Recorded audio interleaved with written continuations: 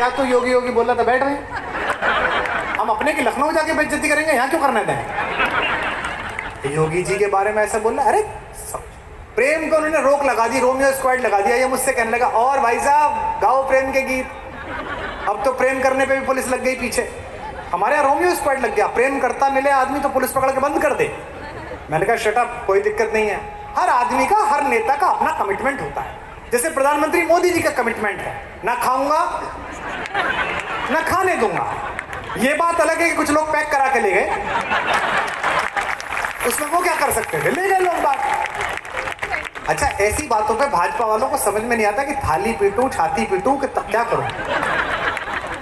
तो ऐसे ही जैसे उनका कमिटमेंट था ना खाऊंगा ना खाने दूंगा, ऐसे ही प्रेम को लेके हमारे मुख्यमंत्री का कमिटमेंट है, न किया है न करने दूंगा। तो कोरोना के बाद हम आप मिले, क्या जुलूस आपने कोरोना का निकाला, आपने उसे उत्सव मना लिया, फेस्टिवल। और ऊपर से वो हमारे प्रधानमंत्री, वो तो आदमी इवेंट के हैं, उन्होंने और कह दी कि शाम को 5 बजे थाली पीना। मेरे को एक कांग्रेसी का फोन आया, बोले भाई साहब शाम को 5 बजे क्या होगा? मैंने कहा देख आवाज आएगी, क्योंकि जो उनके समर्थक हैं वो थाली पीटेंगे और तुम लोग छाती पीटोगे, आवाज आएगी। अब जो बात कहने जा रहा हूं समझदार लोग ताली उठाएंगे।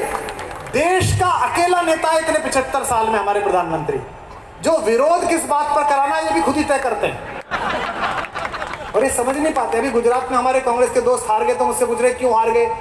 मैंने कहा तुम अपने यहाँ तय करो, तुम्हारे यहाँ कुछ लोग हैं उनके अच्छा खासा चुनाव फंस जाता है भाजपा कांग्रेस के बीच, फिर पता नहीं कहां से कांग्रेसी आता है और प्रधानमंत्री को जिता जाता है। अच्छा खासा चुनाव चल रहा था, बराबर बराबर की टक्कर चल रही थी, कहीं से मणिशंकर अय्यर प्रकट हुए, उन्होंने बयान दे दिया कि बड़ा नीच आदमी है। बस जी इतना तो मौका बहुत है भाई को।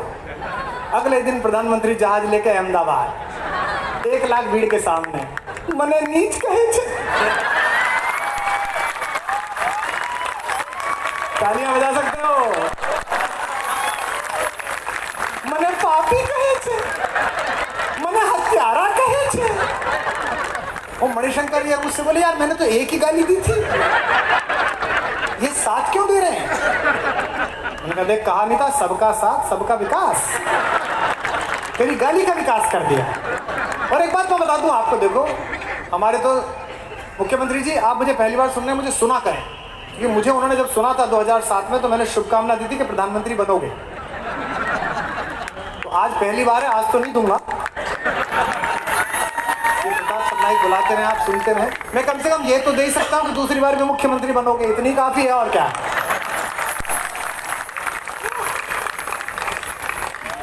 तो मैं एक बात बता दूं आपको, किसी भी पार्टी से आप हों, लेकिन ये बात तो मैं जानता हूं कि गुजराती लोग यहाँ बैठे हैं। हमारा ये प्रियांश शाह गुजराती है, मैं इससे दूरी रखता हूँ, उसके नाम के पीछे भी शाह लगा हुआ है और पहले तो इसकी दाढ़ी भी काली थी। मैंने कहा, मैंने पूरी टीम से कह रखा ये जो बोले चुप करो, तो इनसे पंगा लेना नहीं, जिसने लिया उसकी दुकान उठी। मुंबई से बेहतर कौन जानता है। प्रधानमंत्री जी की जीडीपी की बात चल रही है कि साहब वो रेट बढ़ गए, पेट्रोल महंगा हो गया।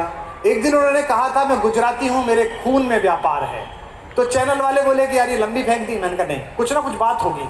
मैं भी नहीं मानता था पहले प्रताप भाई कि प्रधानमंत्री को इतनी व्यापार की समझ होगी, लेकिन मैं उस दिन उनका प्रशंसक हो गया जिस दिन वो जापान गए 4 साल पहले। वो जापान गए और वहां के तत्कालीन प्रधानमंत्री शिंजो आबे से 2 लाख करोड़ डॉलर का लोन लेके आए 50 साल के लिए बुलेट ट्रेन चलाने के लिए।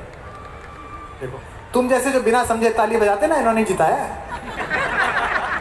ये भक्ति का उच्चतम प्रकोष्ठ है कि बस बोला ताली तुरंत बजाओ, सुन तो लो मेरी माँ। 2 लाख करोड़ का लोन लेके आए। अब मैं बताता हूं मीरा महेंद्र वालों, इसे कहते हैं प्रधानमंत्री का कौशल। 2 लाख करोड़ का लोन लेके आए 50 साल के लिए। कहां से? जापान से। और बदले में भारत की ओर से क्या देके आए? गीता प्रेस गोरखपुर की 200 रुपए की गीता। पूरी दुनिया में कोई डील करके बता दे ऐसी भाई। अभी तो आधा सुना तुमने, आधे में तुम्हारी ताली बज गई। पूरा सुनो। 50 साल का लोन लेके आए। अच्छा देंगे तो हम है नहीं, हम हिंदुस्तानियों को वो उधार दे जिसका पुनर्जन्म में भरोसा हो। हमने लेके किसका दिया तो तेरा देंगे।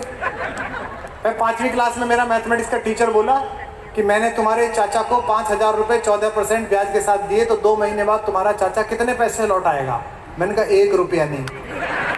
बोले क्यों, तेरा चाचा मैथमेटिक्स नहीं जानता? मैंने कहा तू मेरे चाचा को नहीं जानता, उसने परचून वाले के नहीं दे, तेरे क्यों देगा भाई? तालियां आप कम बजा रहे हैं, कोई बात नहीं, लेकिन चिंता मत करो। अब 50 साल के लिए लोन आया और 2 लाख करोड़ का आया और बदले में गई गीता। 50 साल तक लोन हम देंगे नहीं। 50 साल बाद जिसने लोन दिया वो तो अभी नहीं बचा, शिंजो आबे दिवंगत हो गए। जो लाया ना वो बचे, लोन वहीं खड़ा रहेगा, बल्कि उसमें ब्याज लग जाएगा। तो उस समय जो जापान का प्रधानमंत्री होगा 50 साल बाद, वो हमारे जैसे किसी ब्राह्मण को बुलाएगा, कहेगा भाई साहब पेपर पढ़ के बताओ क्या लिख रहा है। पेपर निकाले जाएंगे, पेपर में क्या निकलेगा? गीता। फिर हम उसे पढ़ के बताएंगे क्यों व्यर्थ रोता है।